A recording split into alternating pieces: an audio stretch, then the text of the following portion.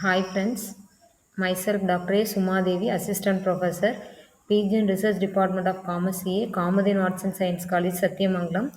Today we are discussing about liquidation of companies.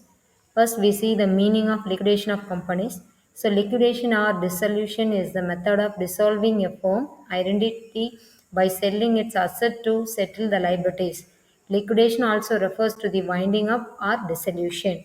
So next we see the types of liquidation. There are three types: creditor or voluntary liquidation, compulsory liquidation, members voluntary liquidations. First we see the meaning of members voluntary liquidation. In a member voluntary winding up, the company is solvent and able to pay its debts. The director must declare the solvency to indicate this type of liquidation. They must pass the resolution starting the company is able to pay its debts in full within 12 months of the commencement of the liquidation. The directors must also appoint a liquidator who is responsible for overseeing the members' voluntary liquidation process and distributes the company's asset to its shareholders. So next we see the meaning of creditors' voluntary liquidation. In a creditor voluntary winding up, the company is insolvent and unable to pay its debt. A meeting of a company's creditor must be called to pass a resolution for winding up in the cases. However, it is typically used to insolvent companies that are unable to recognize their debts and need to wind up their business in order to pay their creditors. So next we see the meaning of compulsory or forced winding up. Compulsory or forced liquidation is a type of liquidation that occurs when a company is unable to pay the debts and the court order the company to be wind up and assets to be sold up. The compulsory liquidation can be identified by the creditor, the company, or the government. Next, we see about the documents required for liquidation of companies. The following are the important documents for for the liquidation process. First one, the company of business PAN. The PAN card is required. Second one, resolution of the board of directors to instate the liquidation proceeds. A copy of the company's memorandum and articles of association. A list of company creditor and the number of their claims. Next, the list of company's assets and liability. Next one, the statement of company affairs. Next, the statement of company financial position. So the last one, the report from the company auditor on the final affairs of the company. Next, we see the liquidation process. So the liquidation process can be at different stages. These are all six stages. The first one, the director and the shareholders are furnished with their documents. Second one, the shareholders and creditor to conduct the process of liquidation. Third one, appointment of internal properties for the year, take the charges and complete the process. Fourth one, insolvency professionals will collect the assets of companies. Insolvency professionals with determinants of all payable of the company. So last process is insolvency professional distributes fund to the parties. Next, we see the process detailedly. First one, the directors decide to voluntarily liquidate a business due to inadequate cash flow. Insolvency becomes only the options for paying of their creditor. Alternatively, the court can be ordered to compulsory to dissolution a business.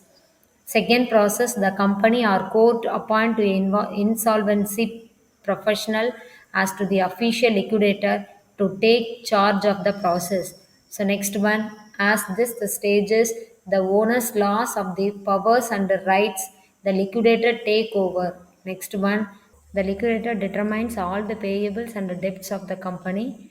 Finally, the authorized liquidator distributes the funds among the claiming parties based on the standards of order of priority order. The company certain as existing take over the register for the companies. These are all the liquidation process. So next we see who is called as a liquidator. When there is a liquidation of a company, one or more persons are required to appointed to specially for conducting the liquidation or winding up the proceedings of the company. Such person are called as a liquidator. He is required to realize the assets, distributes the liabilities, and distribute the surplus if among to the shareholders. So that person is called as a who is winding the company, who is a calling for process of the liquidation. That person is called as a liquidator. Next, we see the functions of liquidator. So these are all the main functions. We see the following as the main functions for the functions of liquidator. First one, to realize the assets of the company. The liquidator first realize all the assets of the companies.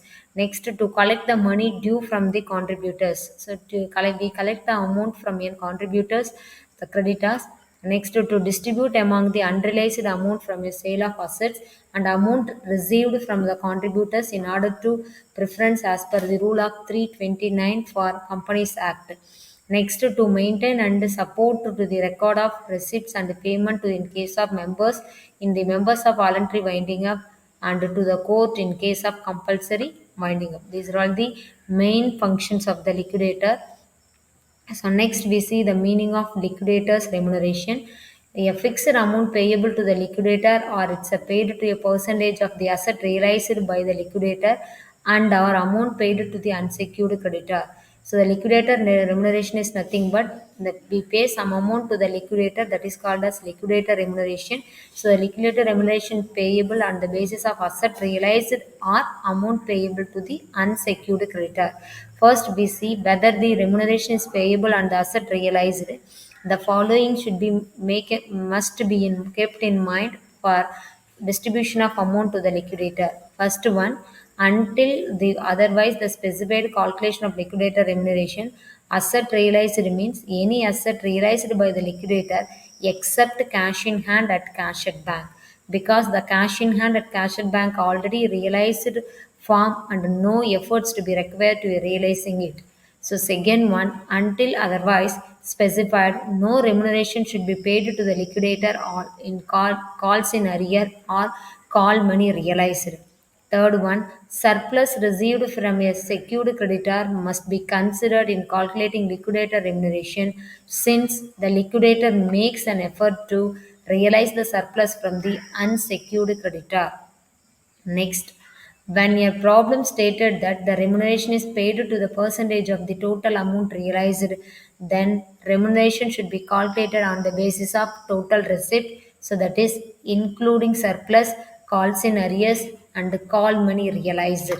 So second, we see the remuneration payable to the liquidator on the basis of the payment made. The following points will be kept in the mind. First, for calculating the remuneration on the payment made by the unsecured creditor, the preferential creditor must be considered as a part of unsecured creditor. Second one, whether the balance amount is available to sufficient enough to payable to the unsecured creditor completely, the liquidator remuneration as payment to the unsecured creditor will be calculated using the following formula. The formula is amount payable to the unsecured creditor into percentage of commission divided by 100. So based on the calculation, we get the amount only to be paid to the unsecured creditor payable to the liquidator as a remuneration for payment. When the balance amount is available to not sufficient enough to pay the unsecured creditor, completely the liquidator remuneration payable to the unsecured creditor, that should be calculated by using the following formula. The formula is amount available into percentage of commission divided by 100 plus percentage of commission. So amount available means the amount available for the distribution for the unsecured creditor. That's amount available for the after the distribution of the unsecured creditor. That amount is called as amount available into percentage. So percentage of commission means as per your problem or as per your sum, the percentage of amount given to the liquidator divided by 100 plus that percentage. Next one, when the liquidator has to be paid remuneration on the final amount of payable to the shareholder, the amount remuneration must be calculated by using the formula. So after the creditors, after the shareholders, the amount available means the balance amount available before making the payment of shareholders into percentage of commission divided by 100 plus percentage of commission. So based on this formula, based on the circumstances of that, the formula, the liquidator remuneration will be calculated. Next, we see the liquidator final statement of accounts. At the time of liquidation of company, the liquidator realized all the assets and also discharged the liabilities and the capital. The statement prepared to record such receipts and payments is called as liquidator final statement of account. This statement is prepared after the affairs of the companies are fully wound up. So in this statement, we are preparing the receipts and payments. So the receipts including all the assets realized, and the payment including for the payment is having an order for the payment. Based on that order of the payment, the orders will be based on the receipts of the payment will be given to the shareholders or creditors to their settlements. We see the next we see the order of payment. So order of payment is nothing but the liquidator must make a payment to the following orders. So first one, secured creditor. First given amount to the secured creditor. So next we give amount to the legal expenses. Next liquidator remuneration. Next payable to the debenture holders and other creditors having floating charges of the assets of the company. Next payment to the preferential creditor. Next payment to the unsecured creditor. Next calls in advance. Next arrears of dividend on cumulative preference shares. Next amount due to preference shareholders. Next amount due to equity shareholders. So these are all the order of payment. So based on the asset realized, we make the order of payment. After that, the final amount will be distributed to the equity shareholder. The first preference is given to the secured creditor. Next to the legal expenses. The legal expenses nothing but the liquidation expenses relating to the legal charges or cost of winding up. Next to the liquidator remuneration. So the liquidator remuneration based on asset realized and also based on the unsecured creditor value. Already we seen that last slide.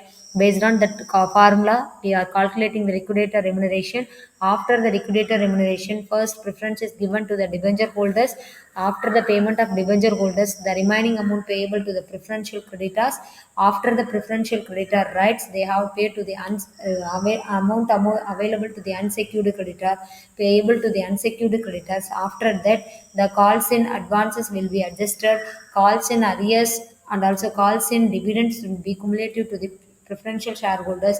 The final settlement given to the preferential shareholders. After that amount available means the final amount payable to the equity shareholders. So the order of the payment will be made based on the receipts realized and also payment done. So the all the final statement of accounts both and receipts will be tallied, or for both the receipts and payments are equal. Thank you.